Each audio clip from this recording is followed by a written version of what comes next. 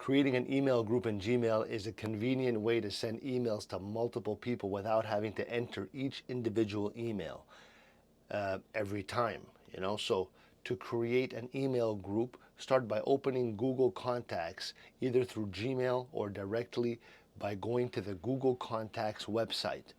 Once in Google Contacts, click on the Create Label option on the left side of the screen. A label is essentially the group name. Give your label a name that reflects the group, like work team or family. After naming the label, you can add contacts to it. To do this, either search for contacts or manually select the ones you want in the group. Once selected, click the label icon, it's a small tag, and choose the label you want that you just created. The contacts will then